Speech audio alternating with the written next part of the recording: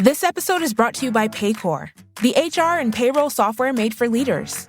It's never been harder to recruit, hire, and engage workers. That's why HR leaders and frontline managers depend on Paycor for all things people management, from onboarding and performance reviews to compensation and benefits. Learn more at paycor.com/leaders.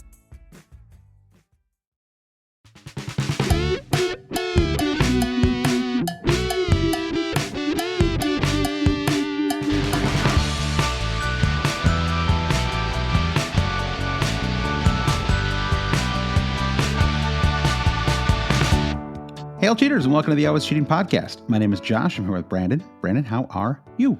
I'll tell you what, Josh. I think that game week 3 was a game week that went better than we think it did. So in true Always Cheating fashion, we're going to try to, maintain that positive attitude. I think there is some confusion. And the goal in this episode, right, is to clear out some confusion with a little game we like to play, buy, sell, hold. Who are there are some very controversial FPL assets at the moment. Who's worth buying, who's worth holding, who's worth selling. It's very straightforward. Yep. This is the perfect moment, I think, in this season to do buy, sell, hold.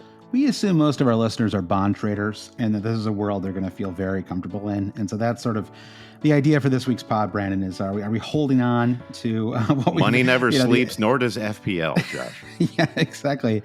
I think you're right. I think it was I guess it was well, you said it was a strange game week when you and I were talking earlier. I don't know if I'd call it strange exactly, but it was one of those weeks where the order of events, sometimes the way you feel about a game week depends on when the good matches took place, right? Like if the final match of the game week had been that Man United match where we got the 2 Rashford assists, the Bruno goal assists, but instead, I think I looked at it. I think it was 5 of the 20 teams conceded their first goal of the match after the 75th minute this weekend, and so, which is, I don't know, certainly teams concede goals, but to concede, especially early on in the season, but to concede for 5 teams to do it, and they were all kind of highly owned, the Brentford and Man City and Everton.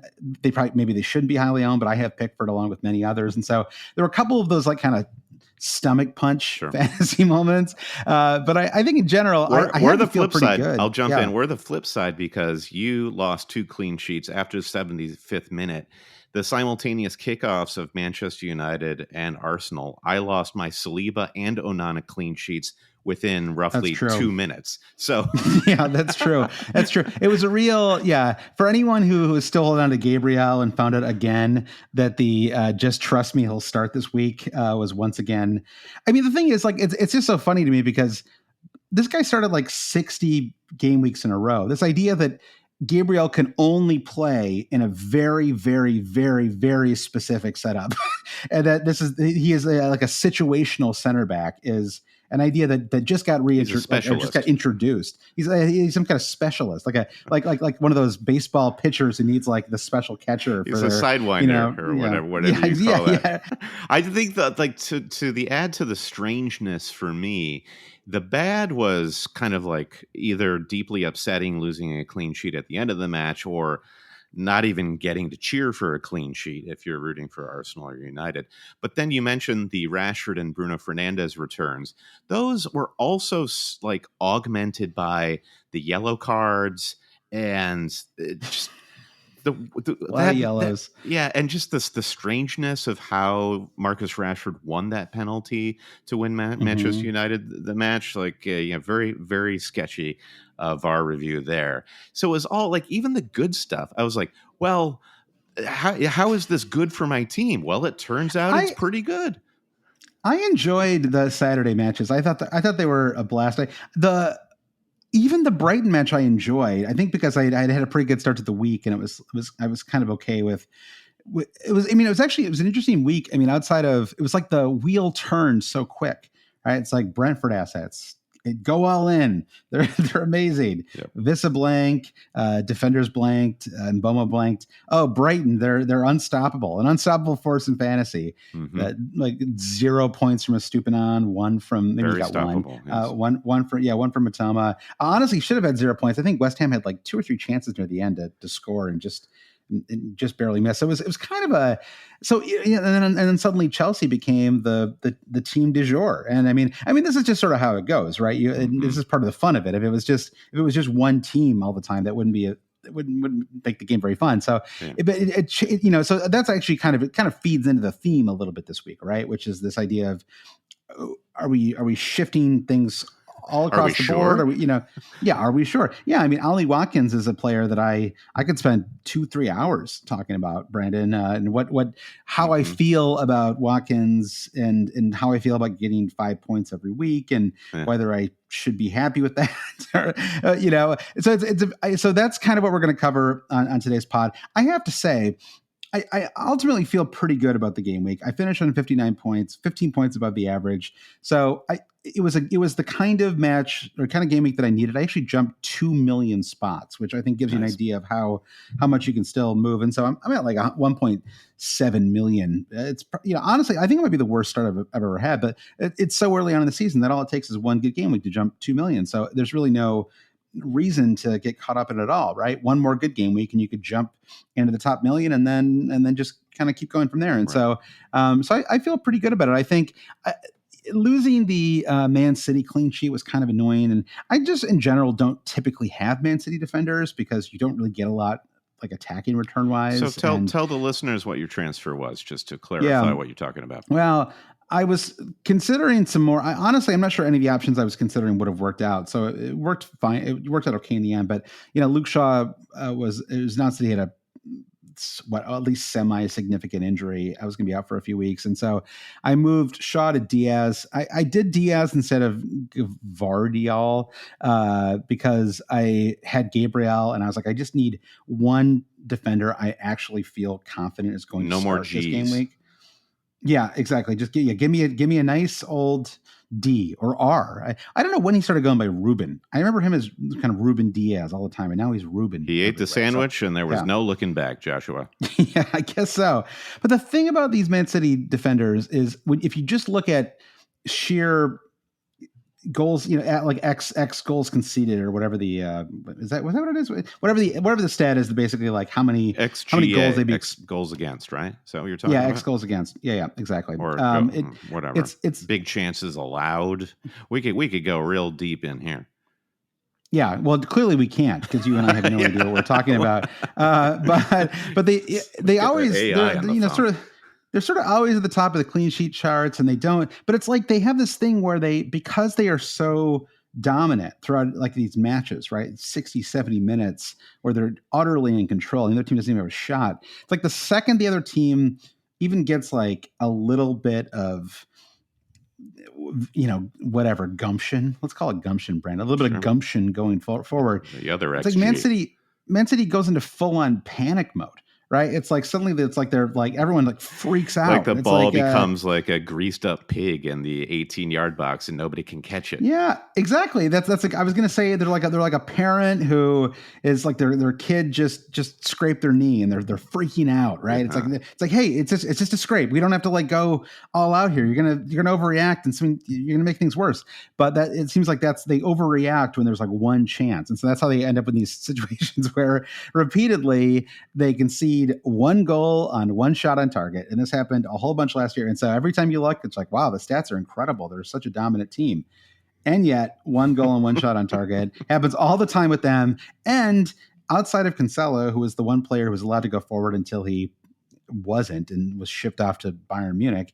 As he still, I guess he hasn't, I don't think he's actually been sold still, right? He's still on the squad. There is the deadline. Barcelona, I think, was the last suitor for him, but he's still on the City payroll. As far as feels like a chaos club. Appropriate. I will say, I thought Ruben Diaz looked really good. He was getting involved in it's a classic City dominant. Like we're just going to push literally every outfield player into the attack. So Ruben was trying to create chances straight up, and I was like, oh, look at this center back is a good pick. Ruben.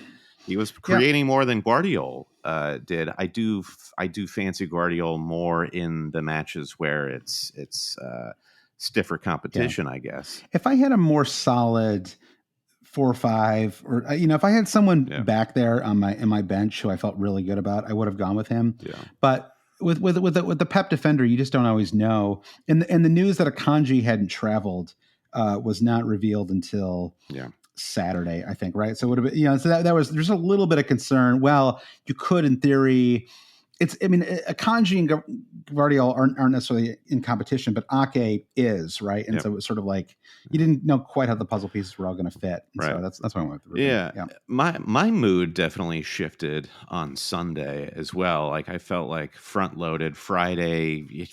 Let's talk a lot about Nicholas Jackson and the buy sell hold section. But Chelsea, Chelsea on the whole delivered for fantasy managers, and then we mentioned Arsenal and Manchester United, fine in the attack, horrible in the defense. And I'm looking ahead to Sunday thinking, my ace up my sleeve is Phil Foden. And then the rumors start breaking that Phil Foden hasn't traveled. He wasn't seen in training.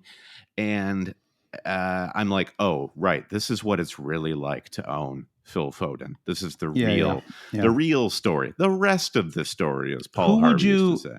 Who would you have had off your bench if Foden hadn't come on? Yeah, well, my transfer was to move Chukwuemeka, who was injured, to Papi Sarr on Spurs. But I had him second on my bench. This is like a Cold War transfer. Sarr immediately comes in and gets me an attacking return, but no one is to know. It's happening, in the dark alleyways of my fantasy team. Yeah, Pau Torres was first on my bench. So I was thinking, well, this clean sheet against Burnley is assured now. And I start playing that game, and all of my anxiety is then spun into joy when this miraculous assist happens from a Phil Foden. He misplays a ball and gets a true.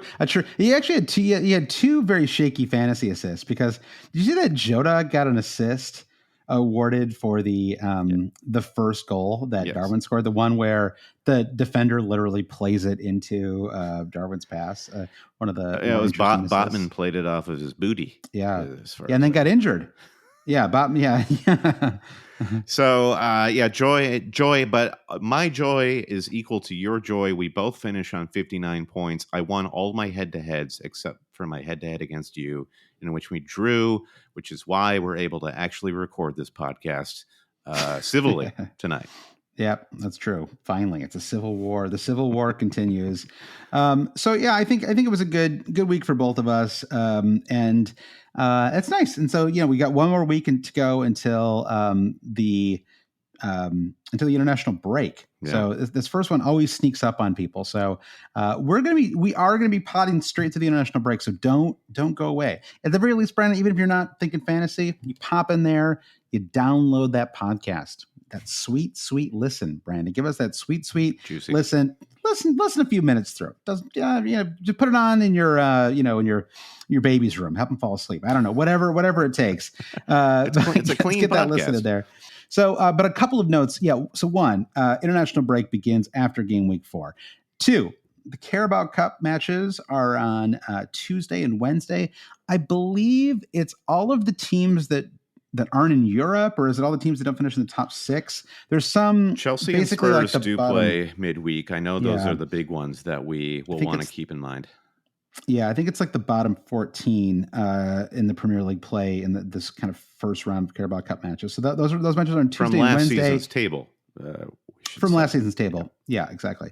So, and then we have there's also a Friday deadline, and the transfer deadline is on September 1st.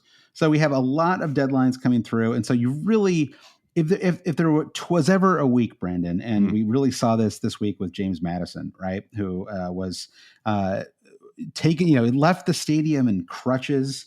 We weren't going to see him again until, Boxing Day or something like that, right? And then suddenly, I'm reminded of that meme where the old guy on crutches takes the dance floor in the old folks' home, and he starts dancing to Fat Boy Slim or something like that. It's basically what James Maddison. It's just a music video, right? He's Christopher Walken, basically is what he was. Yeah, but it's sort of it was a nice week for managers, being honest, because you had De Zerbi straight up said that Ferguson was going to be starting, which I think gave people some confidence to drop João Pedro, and because I think there's a feeling that Welbeck and Ferguson. I mean, I don't know. Pedro could have started, I suppose. The way I think that was interesting from De Zerbi, because the question that was posed to De Zerbi was, what's the deal with João Pedro? Will we see him in the starting 11 tomorrow? De Zerbi answers the question by not speaking João Pedro's name or acknowledging that João Pedro is a human being on this planet. And he just says, wow, Evan Ferguson will be in the starting 11 tomorrow. And it was this weird, is this dude just like cold as ice, or is he, is he sending a message, or is he just kind of being intentionally hard to read on this particular topic? I don't really know, but I did think that was interesting.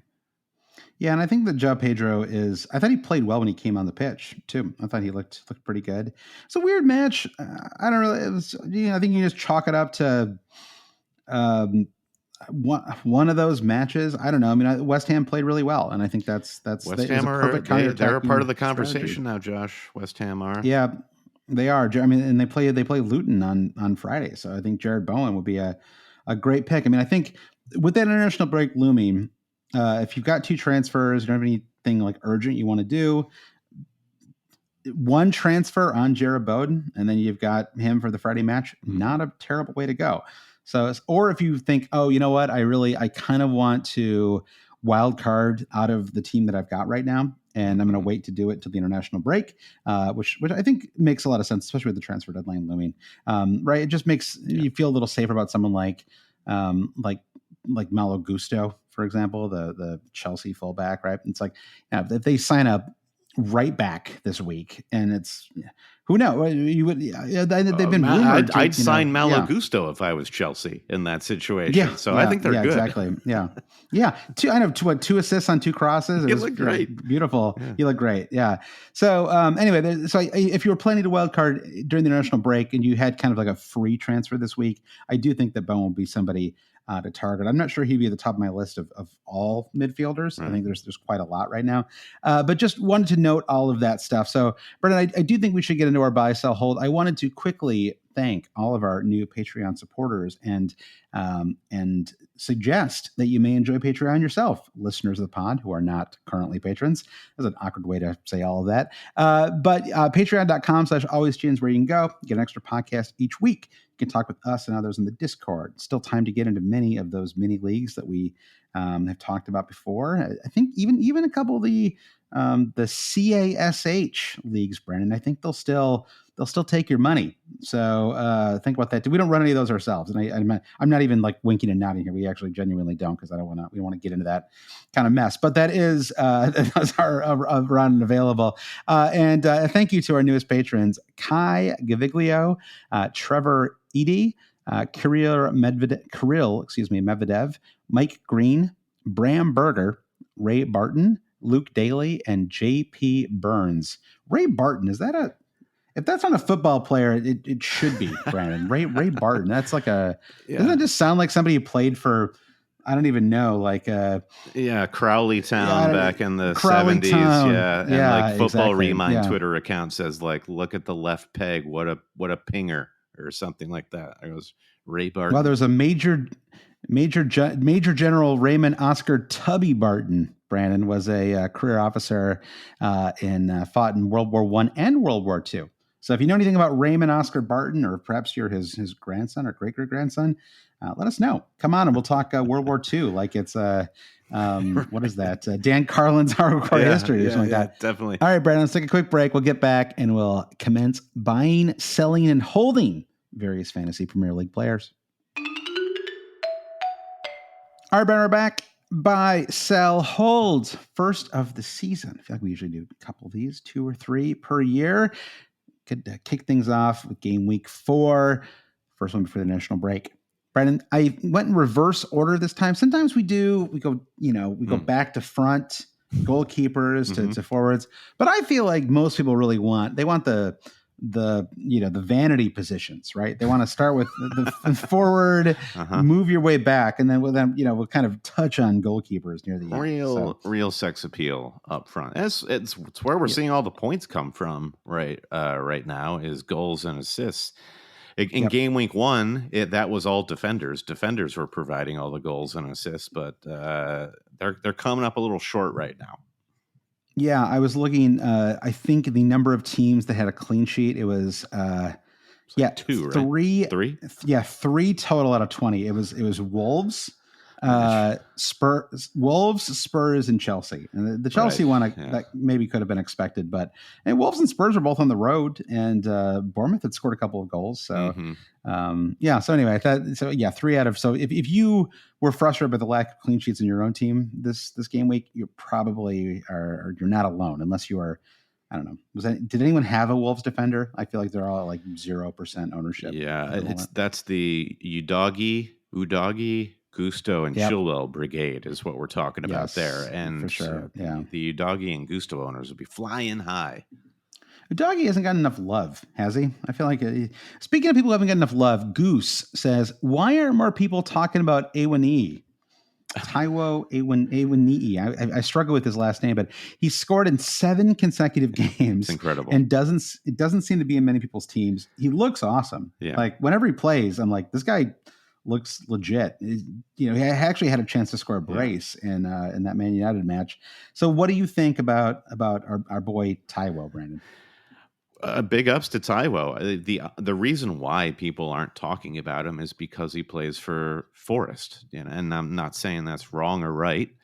That's often a bias that comes with fantasy. Is I'm not going to focus on the teams lower down the table. There's also the added, while A1E finished last season really strong, I think there is this idea in some non-Forest fans, fantasy managers, of Brennan Johnson and A1E share the points. Yeah. So I just don't want either of them in that case. But what we have now learned over the course of these 7 fixtures you mentioned is that A1E is the dude. And I don't know. Where is the line, Josh, of I have not a lot of faith in Forest, just like cleaning out lots of opponents, versus I have a lot of faith in this particular forward. I mean, we've seen it before, like the Charlie Austin at QPR sort of phenomenon, or, there's always these talismanic strikers, Troy Deeney, Timo Pukki. Is A1E a Timu Pukki? Yeah. I think he might be. I mean, for one thing, Forest have honestly looked decent to start the season, right? They had a nice win over Sheffield United, gave Arsenal some problems when they played them, especially in the second half of that match. Were dangerous the entire match with Man United. Could have drawn, could have won, could have equalized late. So I think that I'm not sure how strong they are defensively, but I think from an attacking point of view, I think they look decent. I mean, the way with Serge Aurier is like this. It's too bad their defense isn't better, because he would be a great option. Otherwise, he's basically playing as a right wing back. As a right wing, not even a wing back. It's like I'm not sure he's getting back at all. I feels like he's just playing. Serge don't play that game, my friend. Yeah. So I think that he's 6.5. It's just he's not as exciting as Johan Vissa. I think that who's a slightly cheaper price point. Nicholas Jackson sucked up a lot of the air for a couple of weeks there, and will continue to. And I think that, but if you have Jackson, if you have Holland, Jackson, and maybe you're just like, I want to get off the João Pedro thing. I mean, Brighton do have some tough fixtures coming up as well. I think A1E is not a terrible shout. I mean, unfortunately, they don't have a great game week 4 fixture. They play away to Chelsea. Do I think it's impossible that he scores there? Of course not. He scored away to Arsenal already this season, but and away to Manchester United, which I don't really know what that means at this point. Why am I not kind of expecting him to score in this match? But I will just to throw him out there. I think that Johan Vissa would be. They have an even better fixture in game week 4. They play Bournemouth at home. So I would say that I am. I guess I'm like, it's like a tentative. It's a buy in the sense that I think he's a buy. He's not like a strong buy, right? Just because I I guess I want a slightly cleaner run of fixtures for them, but I don't think he's. I think he does deserve more love, and I'm glad that we're giving him some attention near the top of this week's pod. Yeah, probably correctly priced at 6.5, but he just seems like the type of forward that most managers would only want to pay the João Pedro price for, and maybe rotate him through for the fixtures that the narrative is easier to build. I agree. I've been talking to a number of our supporters on the Discord about getting Mbeumo into the midfield, and I'm like, hold up, maybe you've got dead weight in your third forward position. This could transition us to Vissa. Why not Vissa instead of Mbeumo? Because Bournemouth at home in game week 4, Newcastle away in 5, not great. Then it's Everton, Forest, United, and Burnley in the next 4. So it's a really great run for Brentford. So I do give, and Vissa has shown the same form as Iwani has. So I still like him. Kind of slightly better team, better vibe is my feeling.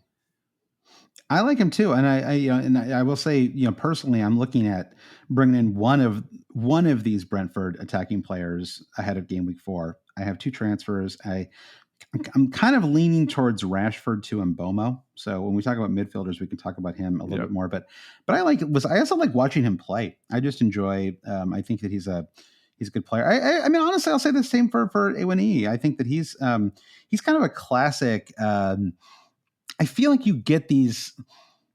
I don't know. I mean, I don't know. He's kind of like a throwback, maybe. He's sort of like, when I say classic, he's like it's like he's in that kind of Chris Wood mold or something like that, right? Where he's a big unit. He's a big lad. Yeah, he's like, I don't know how tall he is. He's 6, whatever. He's only 6 foot. Okay, he's got like extremely broad shoulders. He looks taller than that, I think. Much like me, Brandon. I'm only 5'8", but I look 6'4" to most people, maybe 6'9". Yeah, people are often looking up at you. I mean, just go to look at Taiwo's profile picture on the FPL site. He looks like an action figure. It's incredible. Yeah. He's got like a wrestler's, or maybe like a rugby player's neck, right? It's just, he looks very strong. All right, so FPL Brooklyn said, can we talk about the Watkins conundrum this week? Villa looked great in attack, so it seems crazy to drop him, but assists just aren't cutting it for me when other cheaper options are there. There was a frustrating match. I was double screening it this morning. I was watching the Man City match on the big screen, Brandon, and by which I mean my television set. And then I was watching the other one on the small screen, by which I mean my phone. And that was fine. I didn't need to see Villa on more than that phone, but technicolor. Yeah, it was fine. I have an iPad. I could have actually just used that, but I didn't want to get up and get it. Sometimes sometimes you just watch something on your phone for 2 hours because you don't want to cross a room to get your iPad. Sure, that's how I watched Oppenheimer. Yeah. So I get it. Yeah, exactly. Watch Oppenheimer on your phone. So I think that Watkins. The thing about Watkins is it's hard to ever say anything bad about him because when you watch Villa play, it's like he does everything well, right? It's like, it's like he sort of, he's just very unselfish. I mean, there was a moment late where, who was the guy they brought on? I think he's like a new signing. Oh yeah. He was, I know the guy you're talking about. He was clear. Yeah. The two of them had basically a 2-on-1, and the dude just had to slip it through the Watkins, but he clearly had in his mind, I want to score. This is a great opportunity for me to score my first goal for Villa. Yeah, Watkins was Zaniolo. Yeah, to Watkins' credit, he was courteous to Zaniolo, and he knew what was going on. He knew they had the points in the bags. So yeah, he patted him in the back. But man, if I was Watkins and I was looking for my first goal that year, because Callum Wilson later on in that match, the Newcastle were in control of that match, and there were a couple of chances late where it felt like they could have just put it away, and a couple of their wingers were like, it's hero ball time, and I'm going to I'm gonna basically pull a Matoma and dribble through everybody and score a brilliant goal.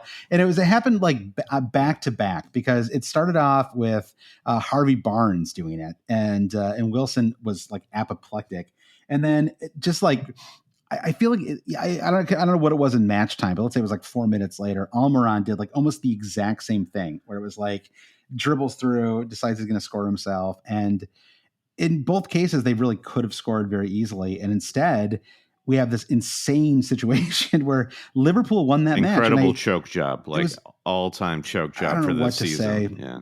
Yeah, and it was the same goal twice. I mean, it was really almost the identical. Maybe he gets a little lucky on the first one, but it's that the same goal. It's just him out wide, out right, and just slides it. Lashes it. Yeah, at a very difficult angle. I mean, both those were tricky goals at a fairly tight angle. Especially that first one. Oh, that first goal was really a beauty. And I've never been like the biggest. It's not that I dislike him exactly, but he was just Darwin. We're talking about Darwin. Right? Yeah, Darwin. I was, I guess we're talking about forwards right now, so we can mention him a little bit. I mean, even though you'd think he might have earned a start with that late brace. I mean, but not enough for us to consider him yet. I don't think. He's a holds, as in don't own him. Yes, holds. Exactly. Continue holding, not owning Darwin. Yeah, exactly. It doesn't work as well when you don't own the player, right? It's just, it's a no buy right now. But but I was happy for him because last year was just such a frustrating season for him. He's obviously a really talented player. He does a lot of things well. It just felt like he was putting a lot of, again, this is just me being like Mr. Psychologist here, but like it just felt like he was too in his own head and couldn't kind of get out of it during matches. And that was causing him to miss chances that he probably should have converted. We should come back to Ollie Watkins, though, in the spirit of the episode, Josh, and give our buy, sell, hold feelings on Ollie, because we didn't really come to a conclusion there. So this is like Bafétimbi Gomez at Swansea without the goals. It's just assists. And it's not super fun, but it is kind of productive. Yeah. I just don't really see where it goes from here. Where does it go from here? I don't know. I mean, he outscored Vissa. He outscored Alvarez. I mean, Alvarez was incredibly unlucky today, but still, but Watkins got the points, right? And it's just like game week 1. I mean, they got crushed by Newcastle, and Watkins got the points. And it's the problem I have is that he just doesn't have that kind of Mo Salah determination to score. Sort of when he gets the ball, and again, I guess this is where I was going before about how it's hard to get mad at him because he's a good player, and I think he helps the team win with all the things that he does. It's kind of like Roberto Firmino a little bit, right? It's like he does Dominic all these things Solanke. Well. Dominic Solanke too, who's honestly been decent fantasy wise as well. Mm-hmm. And so he does all these things well, and so it's hard to get like mad at him in like some kind of sense, right? Because they're winning, or at least they've won the last 2. I still think that first match has to get kind of thrown out because I just think when you lose, you're kind of star. I don't know, whatever you want to call Tyron Mings, but he's been a huge part of that team, right? Yeah. And you lose him 20 minutes in, it's like, okay, like that's got to be really, it's got to throw you off completely. And it felt like they were out of sync after that. And not just that he had to leave the match. When he was leaving the pitch, it was clear, like, we're not going to see him for the rest of the season. Yeah, exactly. It's like game week 1, right? And you're like, okay, so like and they scored a goal early in that match, right? Yeah. They were looking good. So anyway, I think the problem is like when Watkins gets the ball in the box, it almost feels like his first instinct is to find someone to pass it to. And we saw last season, he had this incredible hot streak where it felt like he just scored. I mean, it was literally, I don't remember how many matches in a row it was, but it was like you'd get to the 90 minutes plus 5 minutes of extra time. You knew he was going to find some way to score yet again because he just kept doing it. And, the fact that he didn't take the pen in game week 2, it's almost a sign. It doesn't seem like, it seems like he's kind of all in, like he's like, let's win. And so but from fantasy perspective, my thoughts right now, I'll tell you where my brain is with my transfers, is to hold Watkins because I do like him as a bench option and like first off the bench if need be. Money, we're in a weird spot right now with budgets where you don't necessarily even need. What am I going to spend this money on, right? Like, I don't know. And so my thinking right now is Rashford to Mbomo. And then I have Lukic as my 5th midfielder. And so I could go Lukic to Raheem Sterling. And then I would play a 3-5-2. And then I would bench Watkins for game week 4. And then I could kind of decide what to do from there. And most likely I would start him in game week 5, and then I might move him on after that because they play Chelsea and Brighton and the 2 after that. But they play Palace at home game week 5. And that's the same week where Brentford play away to Newcastle. So you could rotate Mbomo onto like a first bench spot there. So that's like a tentative thought. I could also I could go a little simpler.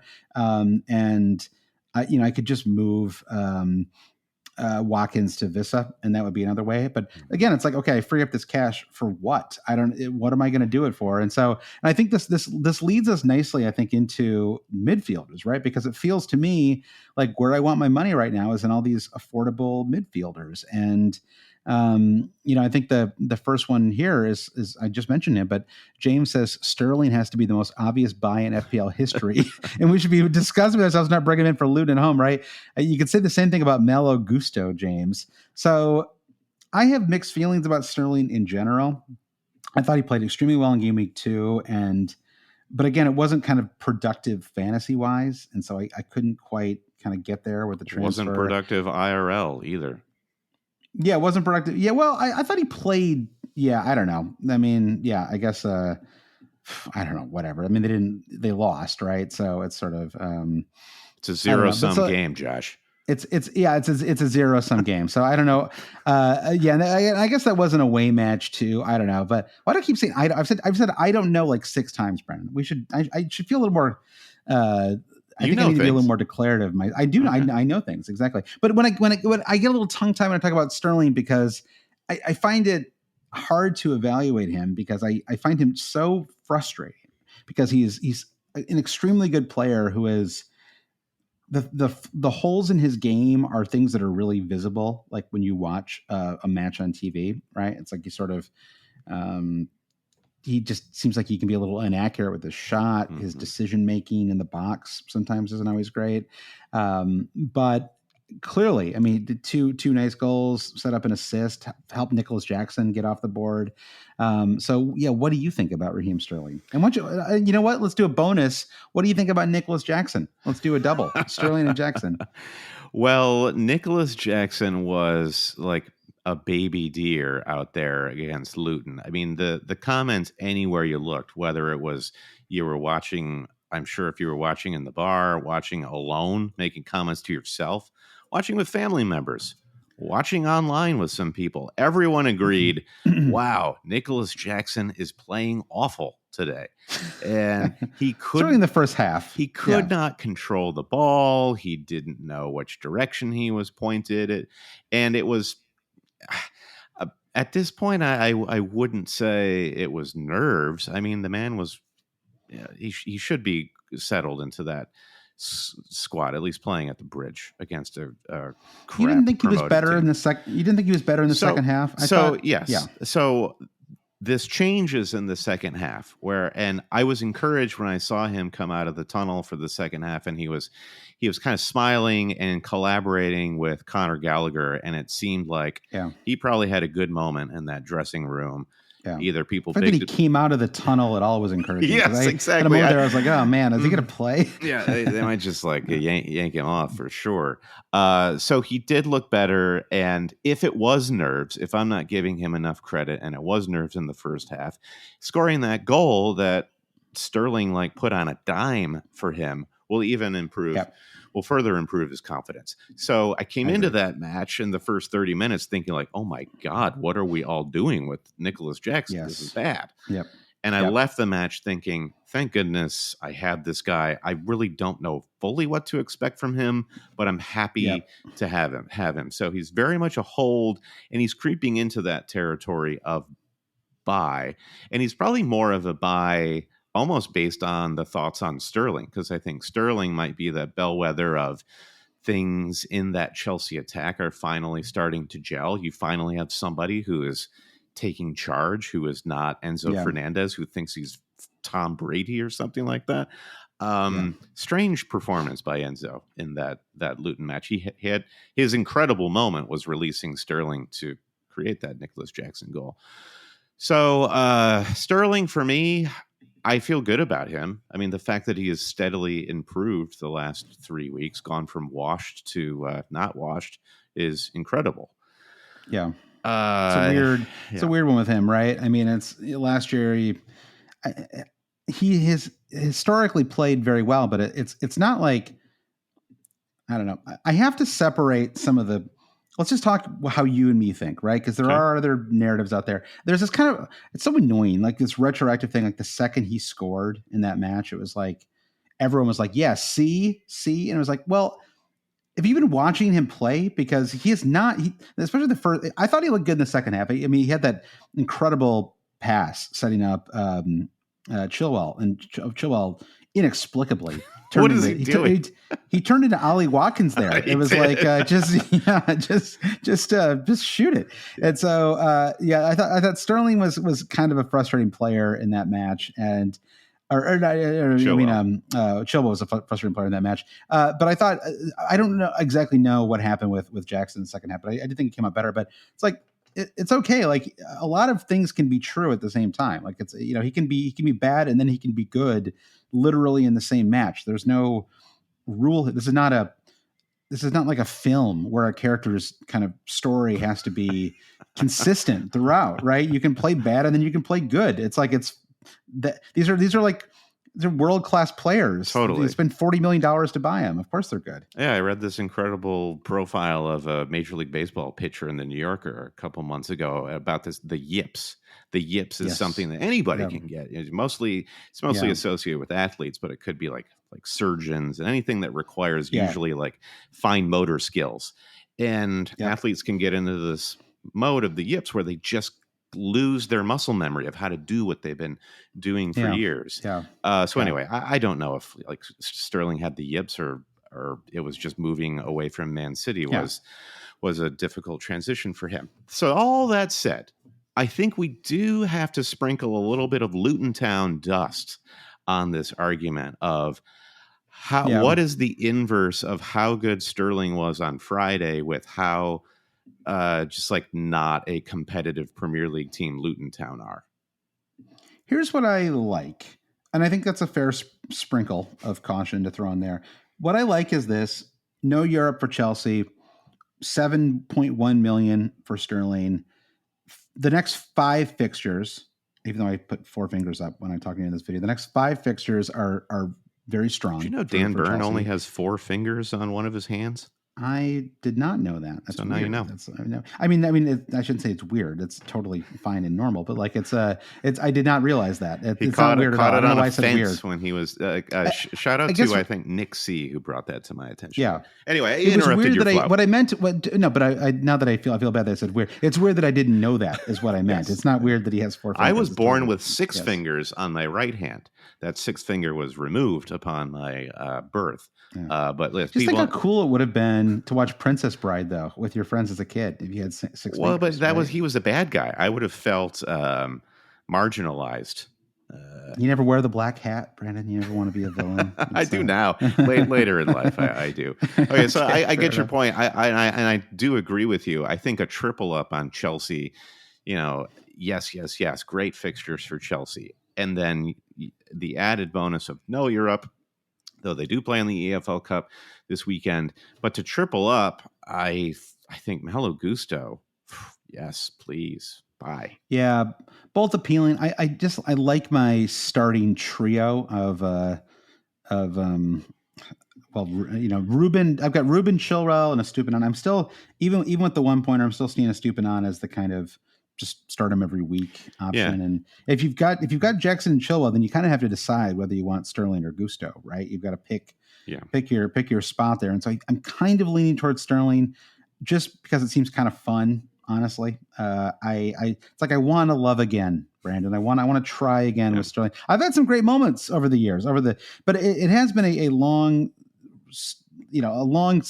a steady decline. So anyway, it looks like he's ready to ship. Good for him. He's got a great manager there. Maybe they're gonna make things work. So he is a strong buy for me. I like the price. I like the fixtures. I like the form. So there you go.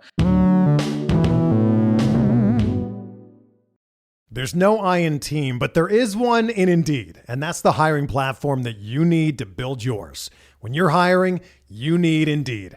Instead of spending hours on multiple job sites searching for candidates with the right skills, Indeed's a powerful hiring platform that can help you do it all.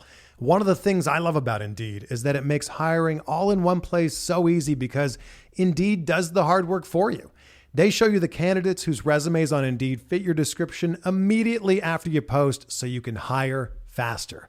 Join more than 3 million businesses worldwide that use Indeed to hire great talent fast. Start hiring now with a $75 sponsored job credit to upgrade your job post at Indeed.com/Blue Wire Sports. Offer good for a limited time. Claim your $75 credit now at Indeed.com/Blue Wire Sports. That's Indeed.com/Blue Wire Sports, and support the show by saying that you heard it on this podcast. Indeed.com/Blue Wire Sports. Terms and conditions apply. Need to hire?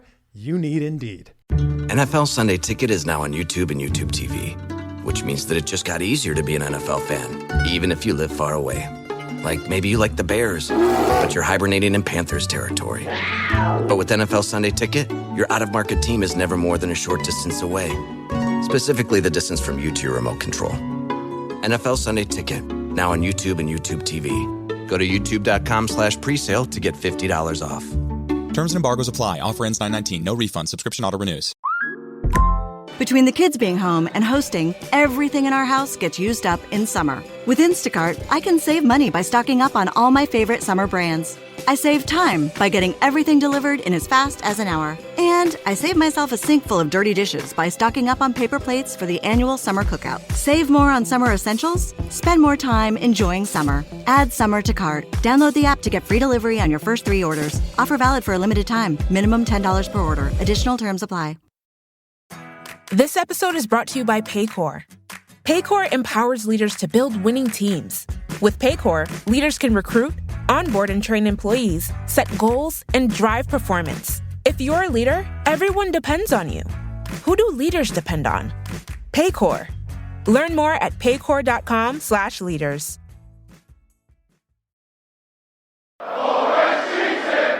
All right. FPL JMO says, of the Arsenal United midfield quartet, who should make way, right? So that, I guess, would be, it's really a quintet, I would say, right? You have Bruno, you have Marcus Rashford, you have Gabriel Martinelli, you have Martin Odegaard, and you have Saka. Now, of course, now maybe he means Saka does not go away, right? He's not part of our, you wouldn't consider dropping Saka, would you, Brennan? Not at all. No way. Okay, good. All right. So we are at a quartet here, JMO. I think that that was a tough draw for Arsenal. That was a terrible draw, in fact. It was really bad. As for a them. Fulham supporter, I'll freely admit, they blew it. Wow. Yeah, that was a tough one. Well, so that's how I feel about Ollie Watkins, I think, is how Arteta must be feeling about Ramsdale and David Raya. Yeah. Ramsdale had that number 1 shirt until he basically found himself in no man's land for that Pereira goal. And there's your mistake. Raya in goal now. Yep. I mean, and Saka could be to blame for losing the ball, et cetera, et cetera. But I'm like waiting for Watkins to make his goalkeeper mistake so I can get him out of my team. But anyway, I digress. Arsenal, they struggled. Kai Havertz, I think, is rightfully being scapegoated for just the somewhat dysfunctional attack at the moment. Yeah, he's like he's one of those guys. I just don't get it. It's like he's doing some people love him, and he's doing things that I can't see with my own 2 eyes, Brandon. And I believe that there's some way to watch these matches or to look at underlying stats and see something that's very impressive and cool. But I don't really. I'm never like blown away by Kai Havertz when I watch him play. But anyway, he's not. I don't think he's part of this. We could talk about that whole Arsenal team, but I don't think he's part of this quartet that we're thinking about right now. I think Martinelli. I kind of feel fine. I mean, to me, it starts with Rashford. I mean, Rashford just looks off it. I know he got those assists, but it just doesn't feel like he's at his strongest. I don't know. Slightly indifferent performances from him. And I mean, at least Bruno, well, first of all, Bruno's $500,000 cheaper and he brings the fire. I don't know what else to say. He's doing everything.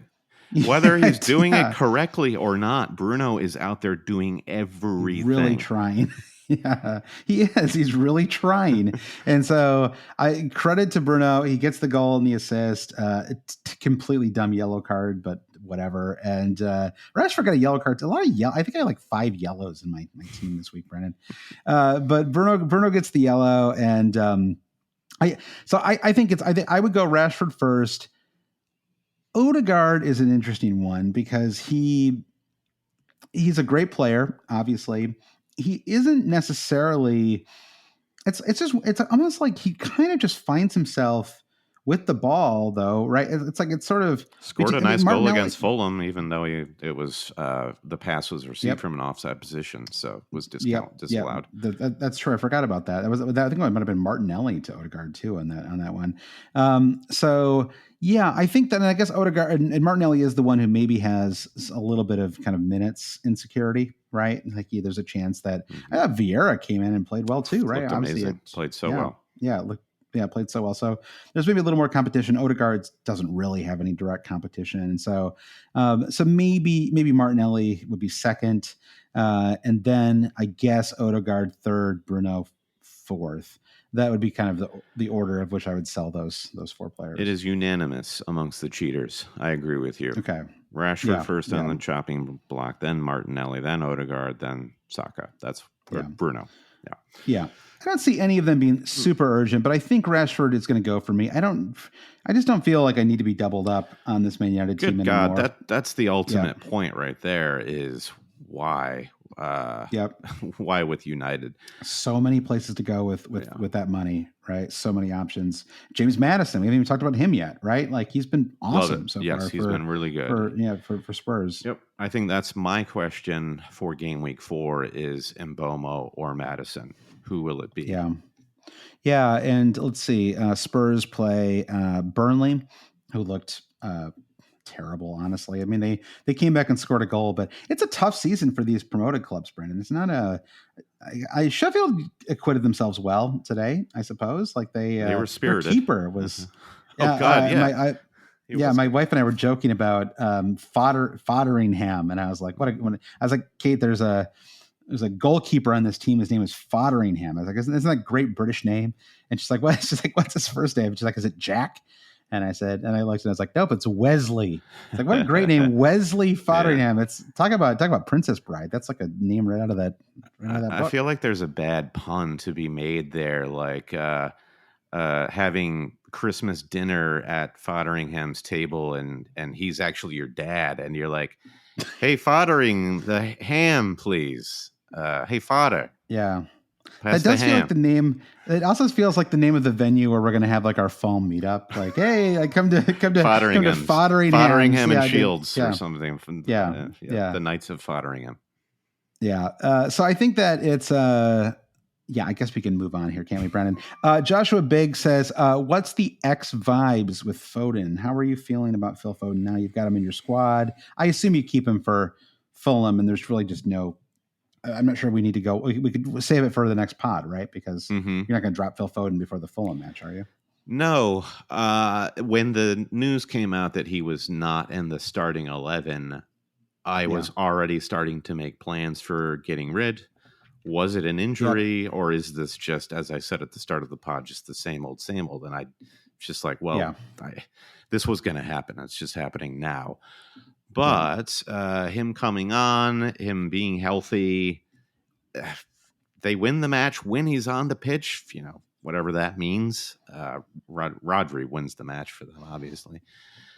I'm left with some better vibes. The X vibes were low at the start of Sunday, and were like, if on a scale of 1 to 10, I'm at like a 7 vibes with Foden, which I'm right at his price tag in FPL, to be honest with you.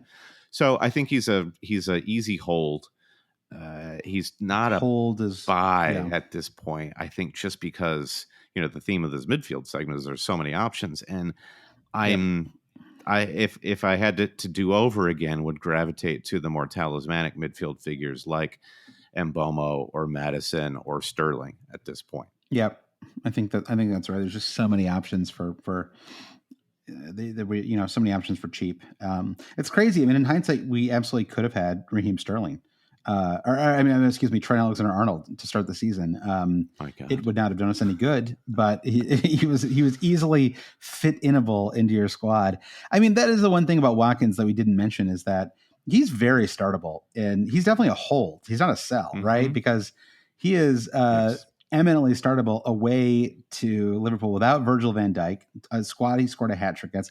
I wouldn't mind starting him at all, honestly. I mean, there's at least a universe where I think I just really feel like I kind of got away with one with Brentford not having any players for game week 3. I don't necessarily want to play with fire again like that. And so, while I think that Watkins could score away, it just feels like a little passive for me to continue to hold on to 2 transfers like this. Like I just want to attack a little more and make up some ground. Let me throw a quick hypothetical at you. If you had as your front 3, Wissa, Holland, and Ollie Watkins going into game week 4, would you consider selling Ollie Watkins for Nicholas Jackson? No, I don't think so. I can't quite shake how bad Jackson looked in the first half of that game. I don't know.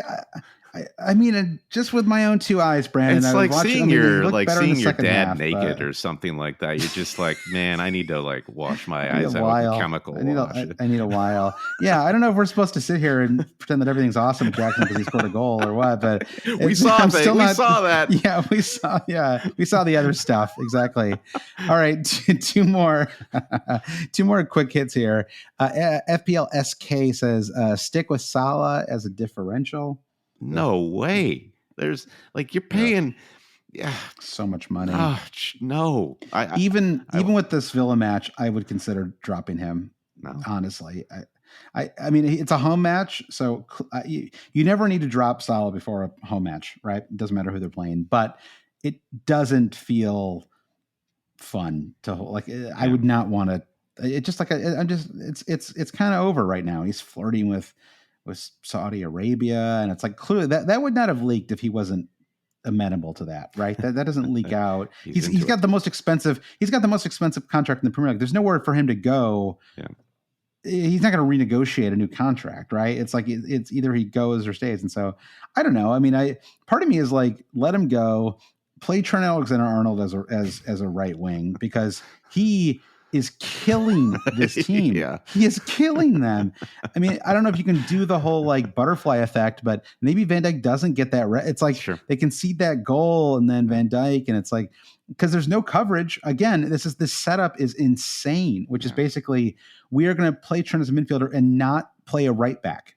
And when we have the ball, we're going to not play a right back and hope that the other team does not get the ball back. That's basically, we hope we score because otherwise it's just Van Dijk alone, just trying to stop this And if they attack. get the ball back, then Van Dijk can just reduce them. That's the plan. Yeah, exactly. And if he makes one mistake, they're screwed. And he was furious too. I don't think I've ever seen him that fired up. Well, just the Salah, I'm not ready to discount Salah as a player. I don't think you're discounting him as a player. Sure, of course not. Yeah. I expect big things from this lad, Josh, at Liverpool. Yeah. But just from the fantasy game perspective, you're getting no value from him at his price tag. Yeah. It makes no sense. The opposite. Yeah, exactly. And he did get a very fortunate, well, whatever. Not unfortunate. I mean, he's always on the pitch. This is what X minutes are all about, right? It's the idea is that you're just always there. Great pass to Darwin. Luck your way. Say. Yeah, exactly. I don't mean to imply there's anything lucky about it, but just, this is what's great about Salah is even when down to 10 men, you're he can still get something out of this. All right. So, one final question. We should mention West Ham here. FPL is fun, ? Says, has West Ham impressed enough for Bowen or James Ward-Prowse to be legit options with Luton and Sheffield bookending the next 4 game weeks? James Ward-Prowse was sitting there, Brandon, for a lot of teams to go after. And he I don't think he even joined until after game week 1 or something like that. He was playing for Southampton when the championship season kicked off. He is so good. It's insane that, I don't know. Maybe he was waiting for just the right offer or something like that, but he's one of those coaches who's on the sideline waiting for the right. But it's it's actually kind of cool to see him on a team with some really good players, right? No disrespect to Southampton supporters, but I've got plenty. He's just out there playing great, scoring goals. He's the most dangerous dude in the world on set pieces. He's probably going to take pens for for West Ham. And then you've got Jared Bowen, who scored a beautiful goal yesterday. I thought he played really well. It was a beautiful counterattacking strategy throughout that match. I mean, it was just incredible. Soak up all this pressure. I'll even throw Areola in there. I thought the whole team played well. I thought Areola had some a of great the game saves as well. that Areola made were incredible. Yeah. He might just be worth starting. Like, you just might need 2-4 million. I mean, I guess I'm going to blow up the goalkeeper section, but you might just play Areola. Like, he seems like, I'm kind of annoyed that I moved from that. Like, turned out everyone thought, oh, we're so clever. We're moving from Areola to Matt Turner at the last minute. It's like, can I get Areola back, please? I guess they've got a couple tough ones coming up. I mean, the problem is you don't necessarily want to go all in on West Ham because they have Luton and then they have Sheffield.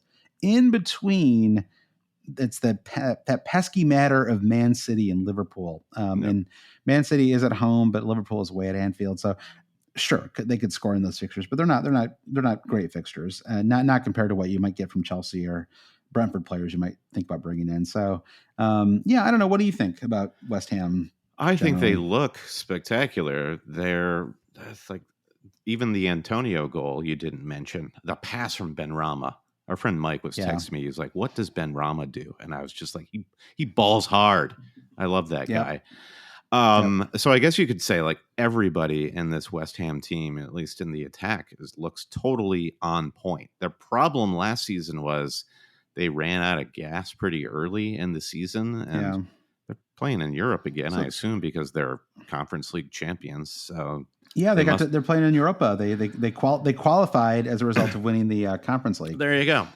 So that would be like the one thing to watch out for, I guess, is like as soon as you start to see the West Ham team flagging a little bit, don't hang on too long to these guys. But I wonder if James Ward-Prowse at $6 million is worth saving $1 million on Bowen, or is Bowen, because he is that attacking? I don't know. I can't decide which one would be more appealing if I were like on wild card. We've never seen Ward-Prowse in a team this good. Yeah. Right. And it's like, and I feel like we're already seeing, and maybe there's like a little bit of like, he's fresh and he's never going to be better than he is these first couple of weeks.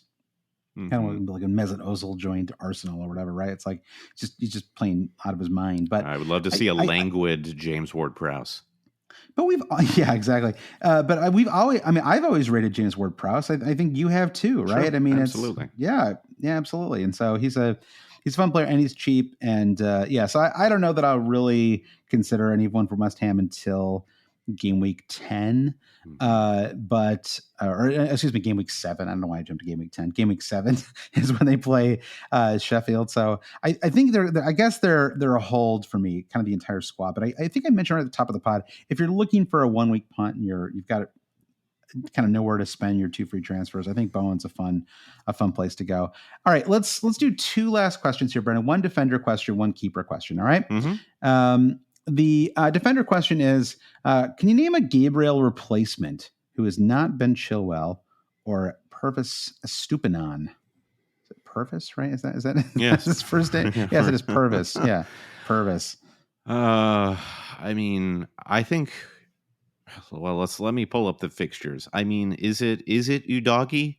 Burnley and Sheffield United with the Spurs team that's going to be flying high, like psychologically and just straight up form wise.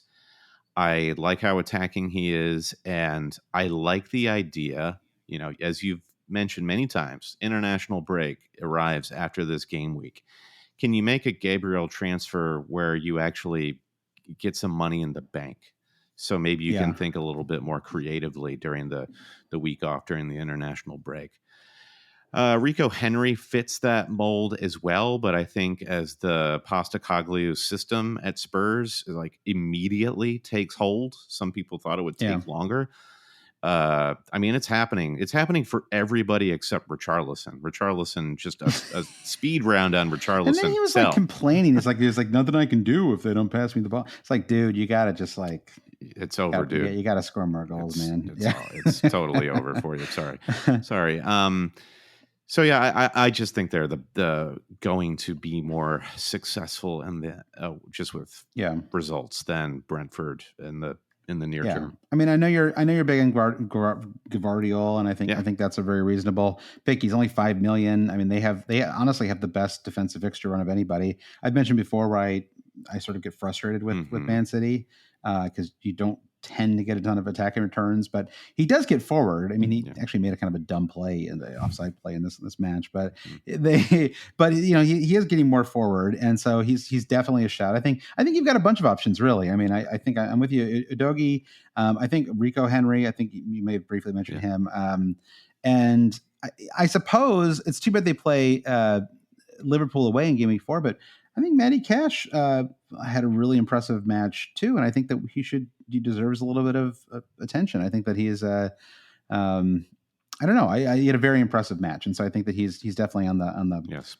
I don't know, the hold category. But I'd say there's a bunch of players that I would consider straight buys, and I think also if you don't mind the risk of Reece James supplanting him at some point in the future, as we said before, Malo Gusto. Forest, Bournemouth, Villa, Fulham, Burnley in the next 5. Some excellent opportunities for clean sheets and attacking returns. So quite a few options, really, honestly, for Gabriel. I would say not Saliba. I don't know. I haven't really kind of figured out, and I don't want it to be because I'm smarting from them conceding 2 goals this weekend. But I just don't, with the Timber injury, with the unsettledness of what's going on the left side of the pitch, with the unsettled nature of the goalkeeper rotation, I am concerned about clean sheets at Arsenal. So Saliba, it feels like he's off the table. I will probably hold him until like a need arises, but I don't suspect he would survive a wild card for me right now. Yeah, I think that makes sense. I mean, we actually kind of advocated for this a couple of weeks ago, which is that just not a lot of clean sheets right now. I wonder if it's just because there's so much talent. The Premier League are sort of trading players among themselves, getting all the best players from Europe because they have so much money, getting all the best players from the Championship. It's just kind of everybody has like a baseline of quality now, right? We were talking about Iwani before. So it does seem like you might just be better off getting those kind of cheap fullbacks and hoping that you can get some assists and not worrying so much about clean sheets. And it's really the problem with Saliba is he's not really has any kind of goal or assist threat. And yeah, I think, and that's kind of, it's a trap I kind of fell into with Ruben Diaz, honestly, which is that I picked up exactly the kind of player that I was suggesting you don't necessarily do. So again, it's hard to follow your own advice sometimes. All right, let's finish off though with goalkeepers here. Matt says, if you're going purely off the data set we have and our first impressions, who is the top pick? And it's a pretty tricky one, Brandon. I wrote down a couple of bullets here, so I'll answer my own red question here. Well, I mean, the short answer is there isn't a great pick so far. I think that it's there's no one who is kind of represents that kind of perfect mix of value and clean sheets and really great underlying stats. And I think that Areola, who we talked about before, might honestly be someone you might consider. And it seems like even with some of those tricky away matches, if he's going to get a ton of saves, then it's fine. I mean, this is kind of traditionally how you should be thinking about goalkeepers anyway, right? It's pretty hard to get clean sheets, even when you're a good squad. And so what you want are keepers that face a lot of shots. And then you may so even if you occasionally have concede, you also have those matches where if they hit so big, right? It's like they get a clean sheet and they get 8 saves and they get 2 bonus points, right? It's like so you end up getting these. This is actually exactly what we had last year with Raya, right? It'd be like 1, 12, right? Yeah. 3, 12, or 11. And it was like he was kind of, so you weren't necessarily getting big returns every time, but the big ones were so high that it averaged out, and you were getting him for $1 million cheaper than someone like Ederson. So anyway, so I think that you could maybe make an argument for Ariel. I don't really know if the rest of that line is good enough to. I don't know if they can get enough clean sheets to make it worthwhile, but I think you have to talk about Bernd Leno and that Raya mold, where over the course of 3 matches, he scored 19 points, and it was 5 points against Arsenal where he conceded 2. I feel like like Flecken and Leno are two sides of one goalkeeper coin, in that Leno is going to face more big chances and leak more goals, but he's going to make fewer mistakes than Flecken. Yeah. So he's going to be less frustrating to own because what you see is what you get. With Flecken, he's going to face fewer big chances, but he's going to, I predict, make mistakes. Like I don't think he's got like his head screwed on tight enough. And he's going to be frustrating for that reason. I mean, the goal that Brentford conceded against Palace, I thought, could Flecken do a little bit more there? So anyway, I think that's kind of an interesting way to think about your goalkeeper choice, is choose the one that fits your personality. I like that. Yeah. I think, I mean, and honestly, if you look past the Fulham Man City match, it's a nice run for Fulham after that too. Luton, Palace, Chelsea, Sheffield, Spurs. So if you have to burn a transfer, and he might be a good wild card keeper. Leno too. He might be someone to consider. Maybe Leno and Ariel. I don't know exactly how those two rotate, but that could be something to consider. So we're just over the Matt Turner thing already. Like that ride has finished. Kind of. I mean, I'm just not. Just feel. I mean, he's going to get some saves, but I just don't see a lot of clean sheets there. Right. I think that's the problem. Yep.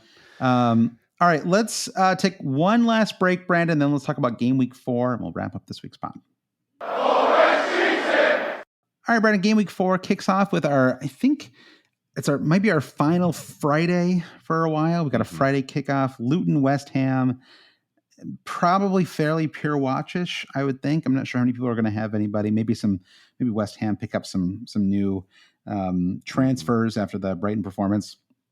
And then we've got Man City Fulham. So we're all just going to captain Haaland again. I'm sorry to say, but it's fine. I'm kind of over it. I'm over being like, it's fine. I don't even think about the captaincy anymore. And it's like, I just think about other stuff. And it feels like I still feel like I've got plenty of strategic decisions to make. So It's just, it feels fine. What did you make of his performance against whoever they were playing? Sheffield. Yeah. I think I thought I don't know. The problem is that they don't have De Bruyne out there, right? And it's like they sort of, he doesn't quite have, and they don't have Gundogan either, who I think was also really good at having these kind of moments. It's actually interesting to see Rodri sort of, it feels like he's the one who's kind of in the Gundogan. He's been amazing this season. Right? Rodri has been amazing. Maybe he actually has been. I'm not enough of a Man City supporter to say this exactly, but because you have Kovacic on the pitch out there, right? Is that opening up some opportunities for Rodri to burst maybe a little bit more? And we're seeing him kind of dictate play. Anyway, so I think that I thought he was okay. The pen was fine. I mean, it was just kind of unlucky, right? Yes. He got him the wrong way. Yep. I loved how hard he hit that. He didn't have to hit it nearly that hard. It was kind of hilarious. Like the headed goal, right? It's like he just belted it. Like it's so hard. Really showed that from like ball. A foot, from a foot away. So I also like he was fine. The other goal that he scored that was ruled offside, like how he was wagging his finger at the linesman. He was like, no, that was too close. And then they show the replay and he's like striding like it's like a bus length offside. Anyway, we're captaining Haaland against Fulham, no doubt about it. Captain Haaland.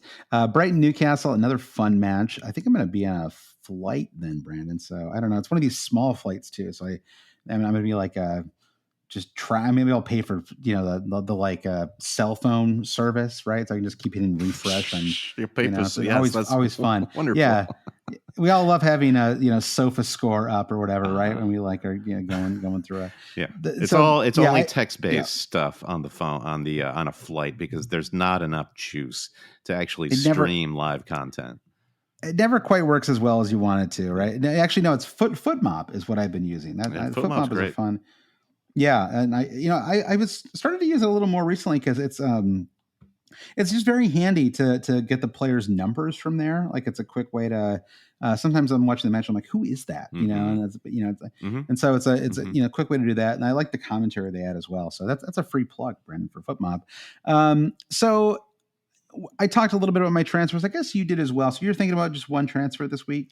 Yeah, I don't have any problems to solve, so to be able to bring two frees into the international break seems sensible. Yeah, so you say now. So I say now. It happens on Friday. Problems will arise. Onana is the guy I probably can't stand the sight of the most, but there he is. Yeah. And what are you going to do? You're not going to move. Yeah, you can't move a goalkeeper at this point. Like, even a bad goalkeeper is worth more to you than spending a free transfer on them. It's a waste of a transfer because it's just so unpredictable, especially early on, right? Yeah. Yeah, I feel every single match Onana has played so far for Manchester United, he's had a red card worthy, penalty giving worthy foul in the box. He's luckily not been called. I find myself praying that he does get called for these, so at least he can face a penalty shot and score some. That's true. Actual points. We all know that moment when you're like, just get him. Come on, like, get him. It's like, it's probably the same, honestly, with Jordan Pickford. I would rather just get a pen, maybe save it. There are two guys for me: Rashford or Watkins. Rashford to any number of the midfielders we've just mentioned, or Watkins to Wissa. I am convinced to probably hang on to Watkins, and just for fun's sake, Josh, I think getting in on that Luton Town match on Friday with a West Ham mid like JWP or Bowen. It's hard to imagine them not scoring a couple goals. This is our first time we'll see the Luton Town grounds, right, on television too. At least me personally. So I'm looking forward. I don't know that I consciously have ever seen Luton Town play a home match before, so that'll be interesting. All right, and I talked before about mine. I'm considering 2 midfield transfers. Sort of like it as a long-term move as well, because I think it just kind of makes sense to me that I think I want to be playing 5 across the middle, given how many options there are. Gives me a little bit of flexibility to move James Maddison if I don't make him one of my transfers this week. So that's kind of where I'm leaning. I may have to watch the price changes because it's pretty tight for me at the moment. So if like some of my players are looking like they might drop, I may have to move early. I mean, Rashford has to be due for a drop, right? Even with the 2 assists. So keep an eye out for that. All right. So Brandon, that brings us to our XDIH of the week. X Dog and Him. Brandon, brought to you by the hit movie Strays. Yep. It's a free plug in movies everywhere. Thanks, Strays. Thanks, Strays. So who's our Dog and Him player for this week, Brandon? Who are you going to pick? I love this segment. Who's got that dog in him this weekend? Oh, I mean, I'm kind of wondering if it's going to be Jordan Pickford because Everton are bottom of the table and they just kind of look silly at the moment. And Pickford is not going to go out like that. You know, England's number one, being a laughingstock. And he's got the dog in him. We know that. But I feel like his XDIH going into game week 4 feels like it could be pretty high. I'll go totally off the board with mine here, Brandon. I'm going to go with Eze, Crystal Palace's Eze. I think they need a big performance. I think that they got a nice point away to Brentford. That's a strong, considering they snatched that late. I think that's a solid point for them.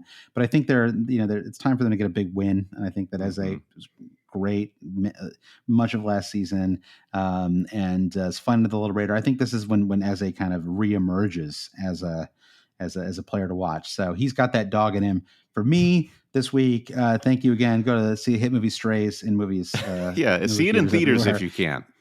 If you can. I'm not sure if it's still there or not, but if you can, definitely go see it. All right. Well, that's it. Thanks everyone for listening to the pod this week. If you want to support the pod, you can go to patreon.com/alwayscheating. A big thank you to everyone who became a new Patreon supporter this week and this month in general. It's been a great month for Patreon.